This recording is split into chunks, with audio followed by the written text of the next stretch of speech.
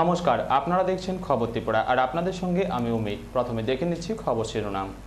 খবর শিরোনাম নিবেদন করছে আমার পরিবারের সুরক্ষা কবচ লিভসেভ। সংরক্ষণের দাবিতে পাটেল সম্প্রদায়ের আন্দোলনকে ঘিরে অগ্নিগর্ভ গুজরাট। হিংসা ছড়িয়েছে বিস্তীর্ণ এলাকায়। পরিস্থিতি সামলাতে হিংসা কবলিত এলাকায় তলব করা হয়েছে সেনাবাহিনী, খবর প্রতিরক্ষা মন্ত্রক সূত্রে। উড়িষ্যার মালকানগিরিতে সাত সকালে মাওবাদী হামলার মৃত্যু হয়েছে ৩ বিএসএফ জওয়ানের, গুরুতর জখম ৬ জন। কংগ্রেস ও সিপিএম দল পরিকল্পিতভাবে অচল করে দিচ্ছে সংসদ। এই অভিযোগে আগরতলা প্যারাডাইস চৌমুহনীতে এক প্রতিবাদ সভা অনুষ্ঠিত হয় প্রদেশ বিজেপির উদ্যোগে। এতে উপস্থিত ছিলেন কেন্দ্রীয় নগর উন্নয়ন দপ্তরের রাষ্ট্রমন্ত্রী বাবুল সুপ্রিয়। নিয়ে নিচ্ছি ছোট বিজ্ঞাপন বিরতির সঙ্গে থাকুন।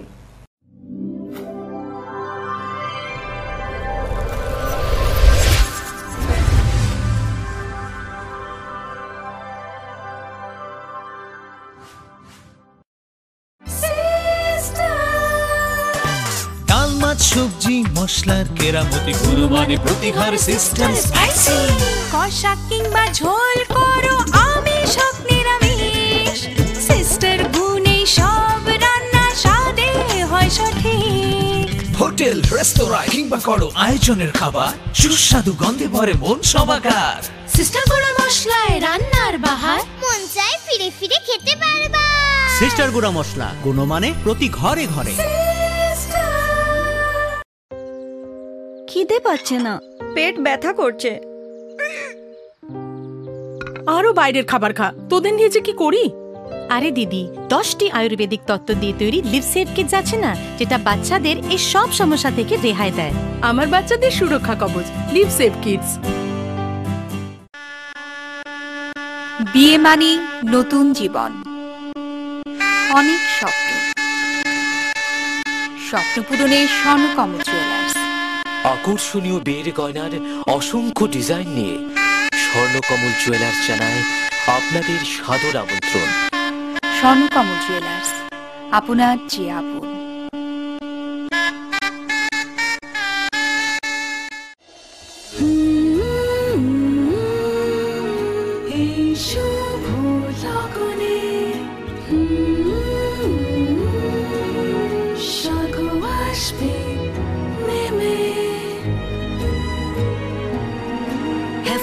Collections from PC Chandra Jewelers. PC Chandra Jewelers এর Agartala showroom, Hariganga Basak road, paradise Chowmuhani, Agartala, Tripura. Phone 0381 232 6666।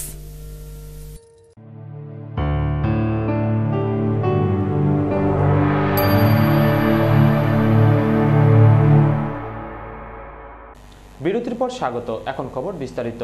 সংরক্ষণের দাবিতে প্যাটেল সম্প্রদায়ের আন্দোলন ঘিরে অগ্নিগর্ভ গুজরাট। হিংসা ছড়িয়েছে বিস্তীর্ণ এলাকায়। পরিস্থিতি সামলাতে হিংসা কবলিত এলাকায় তলব করা হয়েছে সেনাবাহিনী, খবর প্রতিরক্ষা মন্ত্রক সূত্রে। সংরক্ষণের দাবিতে পাটেল সম্প্রদায়ের আন্দোলন ঘিরে অগ্নিগর্ভ গুজরাট। আমেদাবাদ, বদোদরা, ভাবনগর, সুরাত, জুনাগড়, নবসারী সহ বিভিন্ন জায়গায় হিংসা ছড়িয়েছে। আন্দোলনের নেতা হার্দিক পাটেল বুধবার রাজ্য জুড়ে বন্ধের ডাক দিয়েছেন। এর পরিপ্রেক্ষিতে আমেদাবাদের একাংশ, সুরাত, মেহসানা জেলায় কারফিউ জারি করা হয়েছে। বন্ধ রাখা হয়েছে স্কুল, কলেজ। উত্তেজনাপ্রবণ এলাকায় ইন্টারনেট পরিষেবাও বন্ধ করে দেওয়া হয়েছে। গুজরাতের পরিস্থিতির উপর নজর রাখা হচ্ছে বলে জানিয়েছে কেন্দ্রীয় স্বরাষ্ট্র মন্ত্রক। পাঠানো হয়েছে আধা সামরিক বাহিনী। শেষ পর্যন্ত সেনা তলব করা হলো আমেদাবাদে।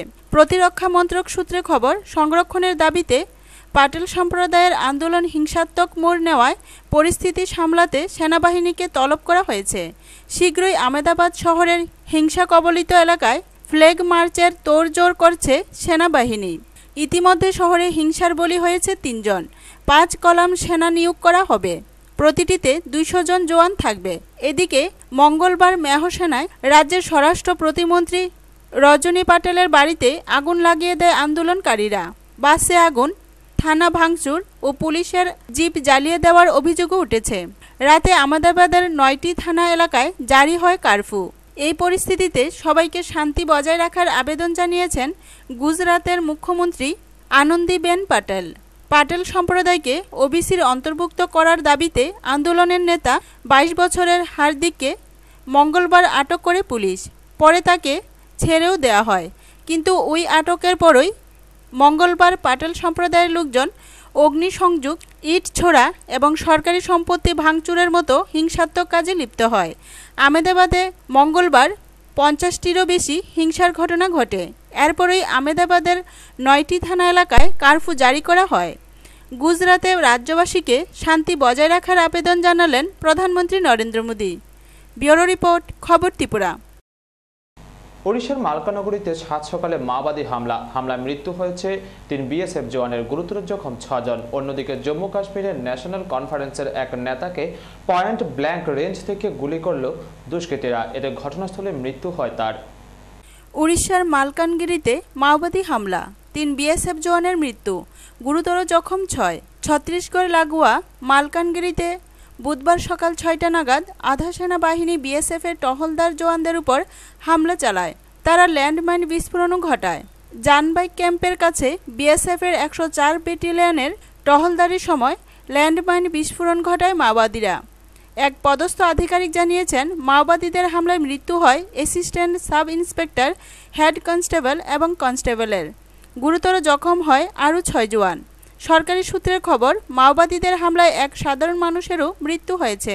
বিএসএফ কমান্ডাররা ঘটনাস্থলে পৌঁছেছেন। এদিকে ফের জম্মু কাশ্মীরে জঙ্গি হানা, ন্যাশনাল কনফারেন্সের এক নেতাকে পয়েন্ট ব্ল্যাঙ্ক রেঞ্জ থেকে গুলি করে দুষ্কৃতীরা। ঘটনাস্থলে মৃত্যু হয় তার। অবন্তিপুর এলাকায় সন্ত্রাস ছাড়াতেই এই জঙ্গি হামলা বলে দাবি পুলিশের। এখনও পর্যন্ত হামলার দায় স্বীকার করেনি কোনো জঙ্গি গোষ্ঠী। অন্যদিকে কাশ্মীরের উরি সেক্টরে সশস্ত্র জঙ্গি হানা, পাল্টা জবাব ভারতীয় সেনারও। উরির বিঝামা এলাকায় 4-5 জন জঙ্গি লুকিয়ে থাকার সম্ভাবনা। লুকিয়ে থাকা জঙ্গিদের খোঁজে চিরুনি তল্লাশি শুরু করেছে যৌথ বাহিনী।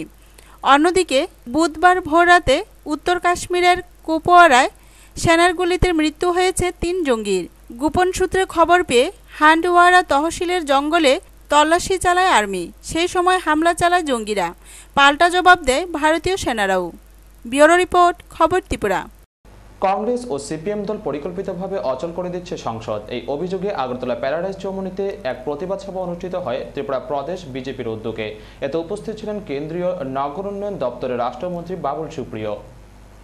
কংগ্রেস দলের নেতৃত্ব মনে করেন, দেশ শাসন করা তাদের জন্মগত অধিকার। দেশের সবচেয়ে প্রাচীন রাজনৈতিক দল সম্পর্কে এই অভিমত ব্যক্ত করেন কেন্দ্রীয় নগর উন্নয়ন দপ্তরের রাষ্ট্রমন্ত্রী তথা বিজেপি সাংসদ বাবুল সুপ্রিয়। কংগ্রেস ও সিপিএম দল পরিকল্পিতভাবে সংসদ অচল করে দিচ্ছে ওই অভিযোগে ত্রিপুরা প্রদেশ বিজেপির উদ্যোগে বুধবার আগরতলায় এক প্রতিবাদ সভা অনুষ্ঠিত হয়।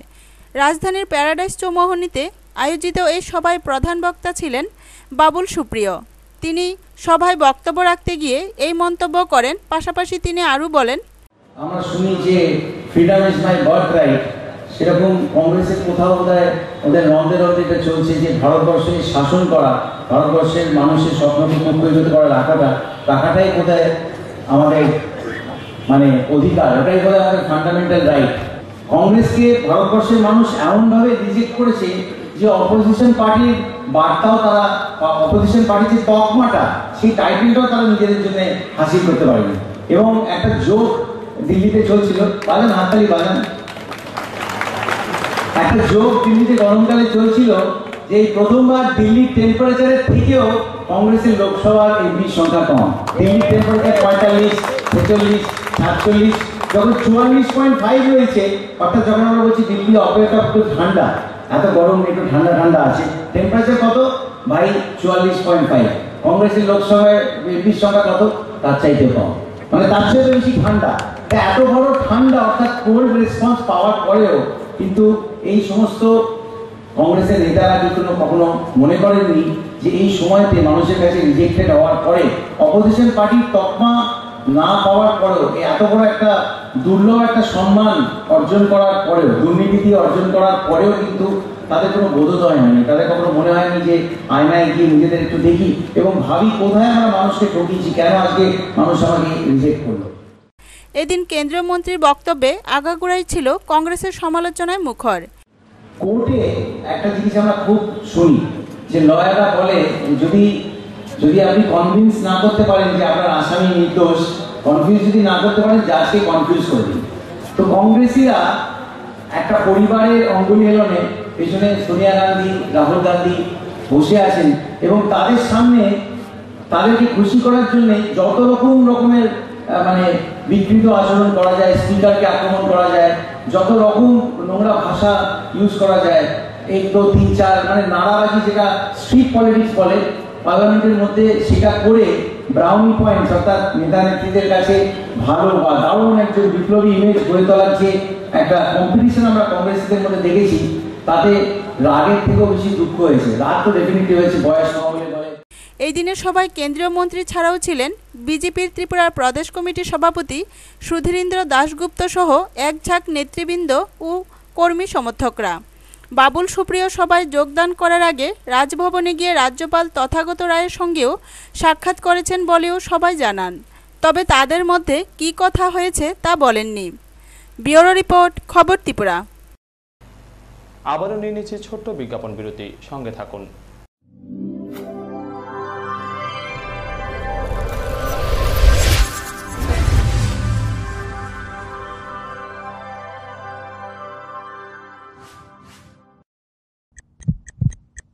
হার্ট ও সেরিব্রাল অ্যাটাকে দেরিতে চিকিৎসা প্রাণঘাতী। মনে রাখবেন, আন্তর্জাতিক মাপকাঠিতে চিকিৎসার গোল্ডেন আওয়ার প্রথম 2 ঘন্টা। তাই দেরি না করে চলে আসুন ঘরের পাশে ILS হসপিটালে। 24 ঘন্টায় থাকছেন বিশেষজ্ঞ চিকিৎসকের দল, আছে অত্যাধুনিক ভেন্টিলেটর ও 24টি ICU বেড। ILS হসপিটাল, সময় বাঁচান, জীবন বাঁচান।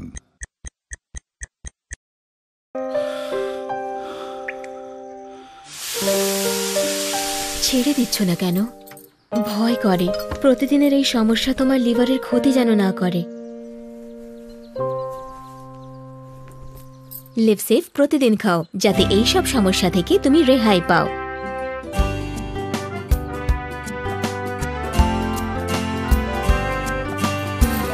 আমার পরিবারের সুরক্ষা কবচ লিভসেভ।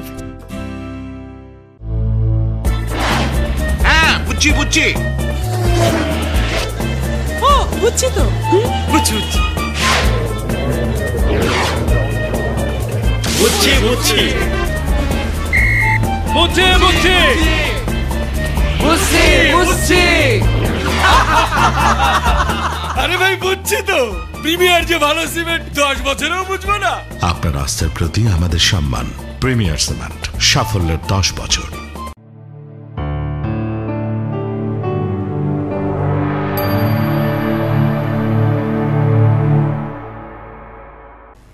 বিরতির পর আবারও স্বাগত। ত্রিপুরা কর্মচারী সমন্বয় কমিটি SB রোড উদয়পুর বিভাগীয় দ্বাদশ সম্মেলন অনুষ্ঠিত হবে আগামী 29 এবং 30 আগস্ট। সমাবেশের প্রধান বক্তা থাকবেন অর্থমন্ত্রী ভানুলাল সাহা। মঙ্গলবার এক সাংবাদিক সম্মেলনে এ খবর জানান সংগঠনের নেতৃত্বরা। ত্রিপুরা কর্মচারী সমন্বয় কমিটি SB রোড উদয়পুর বিভাগের দ্বাদশ সম্মেলন অনুষ্ঠিত হবে 29 এবং 30 আগস্ট। 31 আগস্ট হবে প্রকাশ্য সমাবেশ। বক্তা থাকবেন রাজ্যের অর্থমন্ত্রী ভানুলাল সাহা। মহকুমার 10টি শিক্ষক কর্মচারী সংগঠন থেকে 533 জন প্রতিনিধি সম্মেলনে অংশ নেবে। মঙ্গলবার রাতে সংগঠনের অফিস গৃহে এক সাংবাদিক সম্মেলন করে এ খবর জানান নেতৃত্বরা। পাশাপাশি সম্মেলনকে কেন্দ্র করে সংগঠন ব্যাপক সামাজিক, সাংস্কৃতিক ও রাজনৈতিক কর্মসূচি গ্রহণ করেছে। এই দিনের সাংবাদিক সম্মেলনে ছিলেন সংগঠনের বিভাগীয় সম্পাদক নিরঞ্জন দেবনাথ, সংগঠনের নেতা চারু মিয়া, অমৃত দেবনাথ, দিলীপ সরকার, জহর দাস, নিয়তিবালা মজুমদার, ঝুলন দাস প্রমুখরা। সংগঠনের নেতৃত্বরা জানান, উদয়পুর মহকুমায় শিক্ষক কর্মচারীর সংখ্যা 6,615 জন। তার মধ্যে ত্রিপুরা কর্মচারী সমন্বয় কমিটি SB রোডের 10টি শিক্ষক কর্মচারী সংগঠনের সভ্যসভা 5,806 জন। 12টি ব্রাঞ্চ এলাকায় সম্মেলন শেষে দ্বাদশ সম্মেলন অনুষ্ঠিত হবে উদয়পুর টাউন হলে। সম্মেলনকে কেন্দ্র করে গত 6 আগস্ট ত্রিপুরা সুন্দরী স্কুলে বৃক্ষরোপণ কর্মসূচির মধ্য দিয়ে শুরু হয় কর্মসূচি। এরপর রক্তদান শিবির, শিশুদের মধ্যে বসে আঁকো প্রতিযোগিতা, স্কোয়াডিং হয়েছে। ত্রিপুরা কর্মচারী সমন্বয় কমিটি SB রোড উদয়পুর বিভাগীয় কমিটির দ্বাদশ সম্মেলন আগামী 29 থেকে 31 আগস্ট অনুষ্ঠিত হবে। 29 এবং 30 এর 2 দিন প্রতিনিধি অধিবেশন হবে 31 তারিখ বিকাল 5:20 প্রকাশ্য অধিবেশন অনুষ্ঠিত হবে। আমাদের এই প্রতিনিধি অধিবেশনে আমাদের বিভিন্ন সংগঠন এবং ব্রাঞ্চ কমিটিগুলো থেকে 533 জন ডেলিগেট। এদিকে বুধবার গোমতী জেলা হাসপাতালের 241 জন রোগী এবং ত্রিপুরা সুন্দরী মহকুমা হাসপাতালে 41 জন রোগীদের মধ্যে ফল মিষ্টি বিতরণ করা হয়। 26 আগস্ট মহিলা মিছিল, 27 আগস্ট সকালে বাইক মিছিল অনুষ্ঠিত হবে। সব মিলিয়ে সম্মেলনকে ঘিরে ব্যাপক সাড়া পড়েছে উদয়পুর শহরে। ব্যুরো রিপোর্ট, খবর ত্রিপুরা।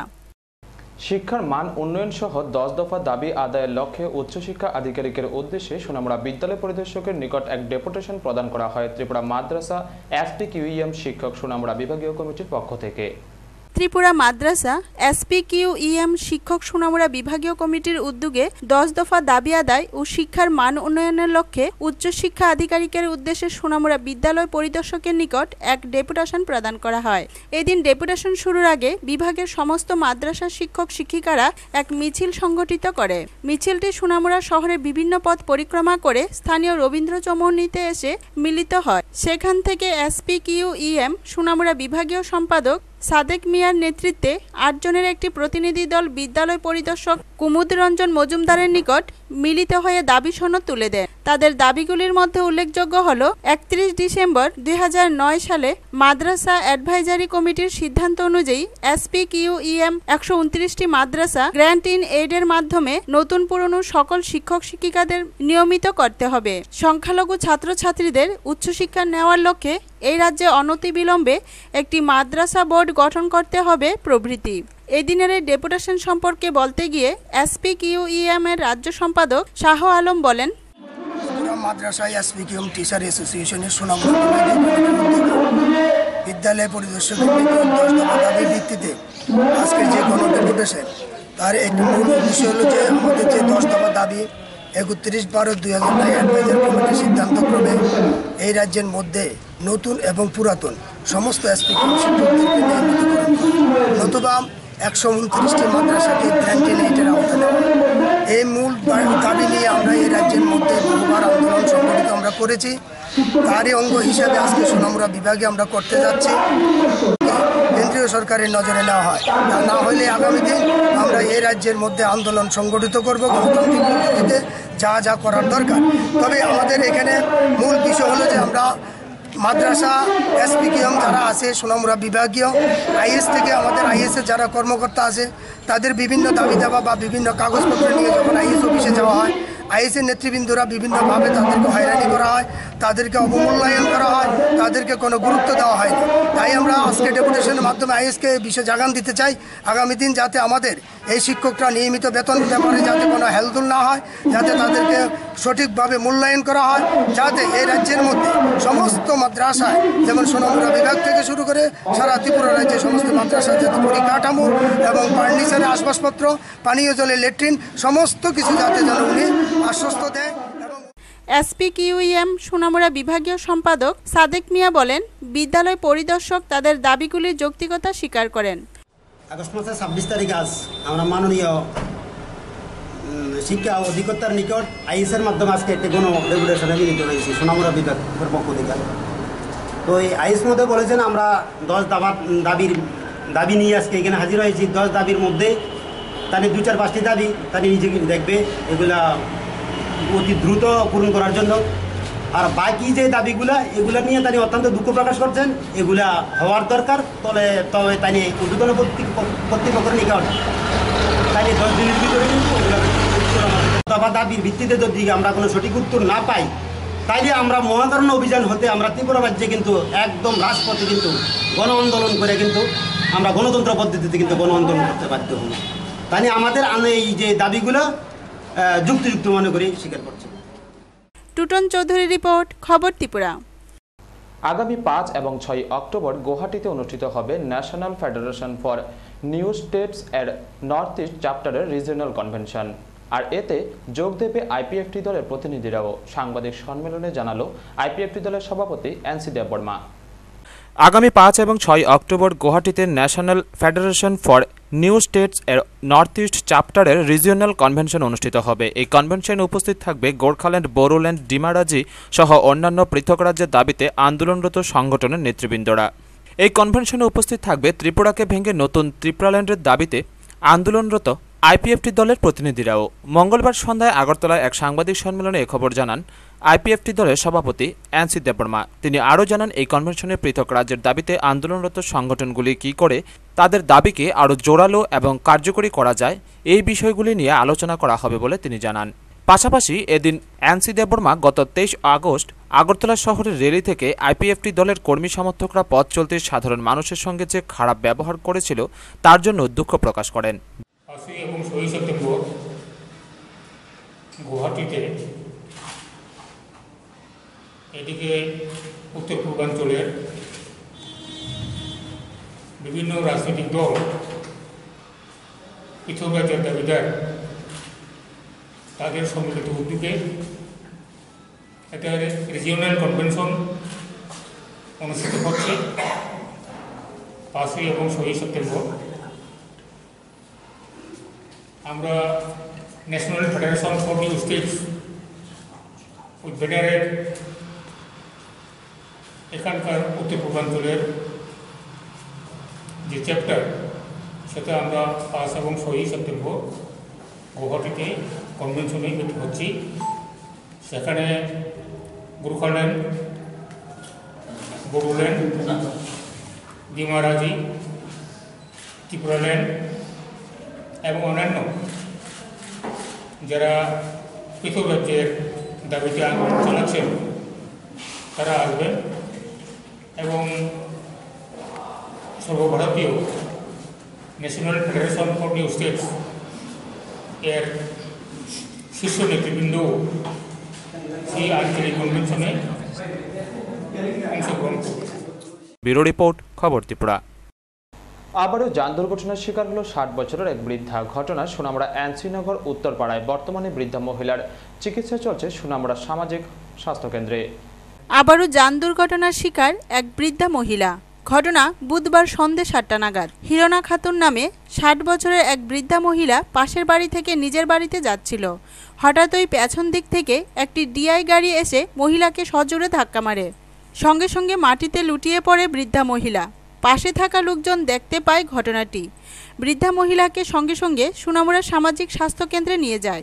বৃদ্ধা মহিলার এখন চিকিৎসা চলছে। ঘটনা এনসিনগর উত্তরপাড়ায়। এদিকে প্রত্যক্ষদর্শীরা জানান, অভিযুক্ত গাড়ি চালক নাম দিলু মিয়া মদমত্ত অবস্থায় ছিল।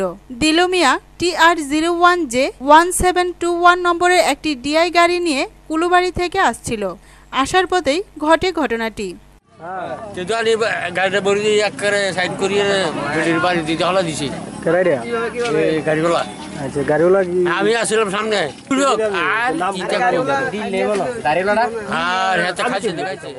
এদিকে জানা যায়, পুলিশ অভিযুক্তর গাড়ি এবং গাড়ি চালককে আটক করে।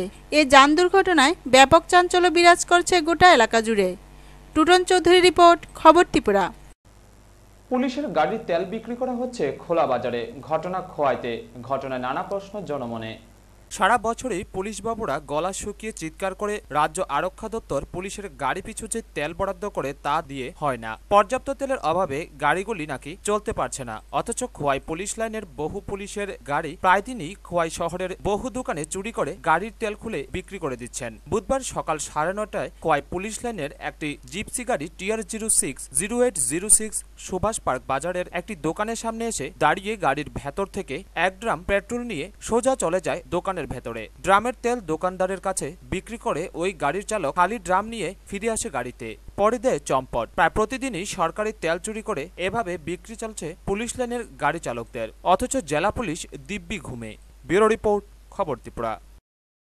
যাত্রাপুর থানা এলাকায় গাছ কাটার মেশিন সহ জনতার হাতে পাকড়াও 7 বাংলাদেশি। ধৃতদের পুলিশের হাতে সঁপে দেয় জনতা। ধৃতদের আদালতে তোলা হলে তাদের জেল হেফাজতে রাখার নির্দেশ দেয় মাননীয় বিচারক। মঙ্গলবার 7 সকালে গাছ কাটার অত্যাধুনিক যন্ত্রসহ 7 বাংলাদেশিকে হাতে নাতে পাকড়াও করল জনতা। জনতাই পুলিশের হাতে সঁপে দেয় ধৃত বাংলাদেশিদের। এই দিনেই ধৃতদের সোনামুড়া আদালতে সোপর্দ করা হয়। বিচারক অভিযুক্তদের জেল হেফাজতে রাখার নির্দেশ দিয়েছেন বলে খবরে প্রকাশ। মঙ্গলবার ঘড়ির কাঁটা তখন 5টা। শালতলী কলোনি এবং কালীখোলা থেকে পৃথক পৃথকভাবে 7 জন বাংলাদেশিকে চোরাই মেশিন সহ পাকড়াও করে স্থানীয় জনতাই খবর দিয়ে 7 বাংলাদেশি অনুপ্রবেশকারীকে যাত্রাপুর থানার পুলিশের হাতে তুলে দেয়। পুলিশ জিজ্ঞাসাবাদ চালিয়ে জানতে পারে ধৃতরা বাংলাদেশের চাঁদপুর জেলার কচুয়া থানা এলাকার বাসিন্দা। তাদের প্রত্যেকের বয়স 40 থেকে 50-এর মধ্যে। ধৃতরা স্বীকারোক্তিতে জানায় 15 দিন পূর্বে সোনামুড়া মহকুমার পশ্চিমে দুর্গাপুর ভারত বাংলা সীমান্ত অতিক্রম করে সোজা আশ্রয় নেয় ঢিলছোড়া দূরত্ব যাত্রাপুর থানার শালতলী কলোনি ও কালীখোলা এলাকার এক প্রভাবশালী পাচারকারীর আশ্রয়ে।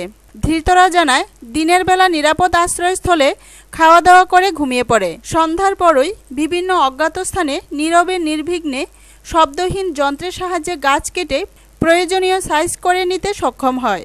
রাতভর চোরাই গাছ কেটে ভোরের আলো ফোটার আগেই নিরাপদ আস্তানায় এসে হাজির হয় বাংলাদেশিরা। এভাবে 14 দিন চলার পরই 15 দিনের কাক ভরে জনতার হাতে পাকড়াও হয় বাংলাদেশিরা।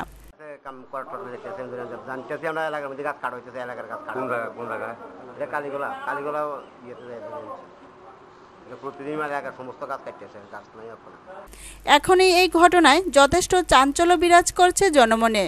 কিভাবে অত্যন্ত নিরাপত্তা বেষ্টনী ডিঙ্গিয়ে দলে দল বাংলাদেশি লোক এসে বনায়ন ধ্বংস করছে, নানা প্রশ্নের জন্ম নিচ্ছে সাধারণ জনমনে। আজকে সকালবেলা হঠাৎ আমাদের কাছে একটা ইনফরমেশন আইছে যে কিছু বাংলাদেশি ওই খাদ্যাকলার কাছাকাছি কাঠালিয়া গাঁও পঞ্চায়েতের এদিকে তারা ঘোরাফেরা করতেছে সাসপেসিয়াসলি। এই খবর পাইয়া আমরা থানার অফিসার স্টাফ সহ গিয়া ওইখানে স্থানীয় পাবলিকের সহায়তায় তারা আটক করছে। তারা মূলত ওইখানে বাংলাদেশি হিসাবে তারা এখানে আইসে করাতি কাজ করার লেগা, সঙ্গে তাদের করাত টরাত সহ অনেক কিছুই মালমাজ্জা পাওয়া গেছে। এখন তারা আমরা থানাতে আনছি, সেটা আইনগত যে ধরনের ব্যবস্থা করার আমরা ব্যবস্থা করতেছি। করিয়া সেটা পরবর্তী সময় আমরা ওই আদালতে তারা কতজন? তারা 7 জন। বাংলাদেশে কোন জায়গায় বাড়ি? বাংলাদেশে তারা ওই কচুয়া ডিস্ট্রিক্টে ওই তারার বাড়ি ওই কচুয়া থানার আন্ডারেই। তারপরে প্রসন্ননগরে আছে 2-3 জন। তারপরে পাশাপাশি গ্রামেরই তারা ইয়েতেই। ব্যুরো রিপোর্ট, খবর ত্রিপুরা। খোয়াই থেকে নাবালিকা অপহরণের 11 দিন পর উদ্ধার হলো উদয়পুরের জামজুড়ি থেকে। থানায় মামলা হওয়ার পরেও নেই গ্রেপ্তার।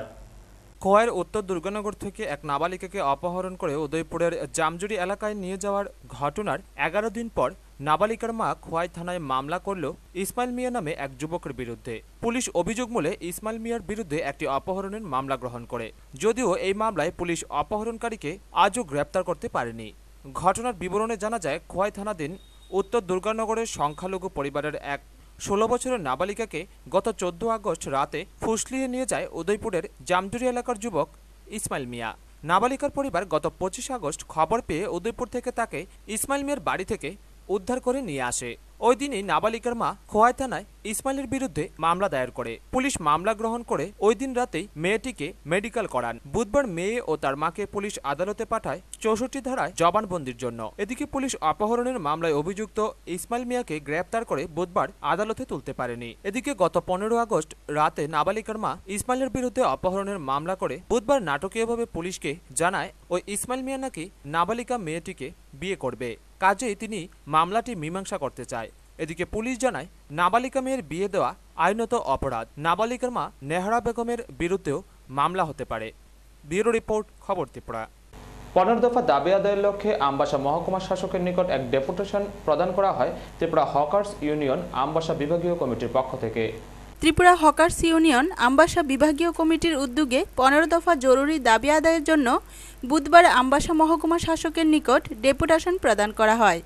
নেতৃত্বগণদের মধ্যে ছিলেন আমবাসা হকার্স ইউনিয়নের বিভাগীয় সম্পাদক চন্দন দেবরায়, সিআইটিউর বিভাগীয় সভাপতি মনোরঞ্জন দেবনাথ, মতিলাল নাথ সহ আরও অনেকে। ডেপুটেশন শেষে আমবাসা হকার্স ইউনিয়নের বিভাগীয় সম্পাদক চন্দন দেবরায় জানান, আমবাসা মহকুমার এলাকাতে আমাদের যে সমস্ত মার্কেট আছে সেই মার্কেটে আমাদের হকারদের জন্যে বসার ব্যবস্থা, সরকারি স্টল এবং একটা আমবাসা মহকুমা ভিত্তিক একটা হকার মার্কেট তৈরি করার জন্য, এবং প্রত্যেকটা মার্কেটের উপরে টয়লেটের ব্যবস্থা, শস্যবাগানের ব্যবস্থা, এবং এই যে আমবাসা যে জল নিকাশির ব্যবস্থা, এবং যেমন ডোলোবাড়ি আছে ডোলোবাড়িতে। ব্যুরো রিপোর্ট, খবর ত্রিপুরা। শিক্ষার মান উন্নয়নে বাঁশপুকুর উচ্চ বিদ্যালয়ে অনুষ্ঠিত হলো এক শিক্ষক অভিভাবক পর্যালোচনা সভা। সভায় শিক্ষক অভিভাবকদের পাশাপাশি উপস্থিত ছিলেন জনপ্রতিনিধিরাও।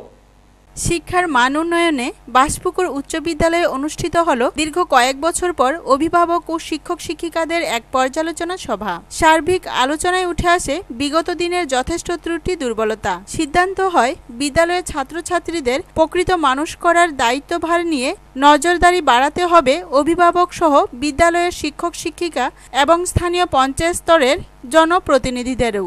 মঙ্গলবার কাঠালিয়া ব্লকের অন্তর্গত বাঁশপুকুর উচ্চ বিদ্যালয়ের কনফারেন্স হলে অনুষ্ঠিত হয় বিদ্যালয়ের 1/4 অভিভাবক ও অভিভাবিকাদের উপস্থিতিতে পর্যালোচনা সভা। সবার শুরুতে বিদ্যালয়ের প্রধান শিক্ষক মিন্টু কুমার দেবনাথ সার্বিক তথ্য সম্বলিত এক চিত্র তুলে ধরে ছাত্রছাত্রীদের পঠন পাঠনের গুণগত মান নিয়ে আশঙ্কা প্রকাশ করেন। প্রধান শিক্ষকের আলোচনার সহমত পোষণ করে একে একে উত্থাপিত প্রতিবেদনের উপর স্থানীয় অভিভাবক, পঞ্চায়েত প্রধান নান্টু পাল, জেলা পরিষদ সদস্য আমিনুল ইসলাম, স্কুল পরিচালন কমিটির সভাপতি তপন সূত্রধর, কাঠালিয়া স্কুল পরিদর্শক মিন্টুলাল ভৌমিক পেছনে পড়া দিনগুলোর ভাবনা চিন্তা না করে সামনের দিনগুলিতে সময় নষ্ট না করে ছাত্রছাত্রীদের প্রকৃত মানুষ হিসাবে সমাজে প্রতিষ্ঠিত করার আহ্বান জানান শিক্ষক ও অভিভাবক মহলের কাছে।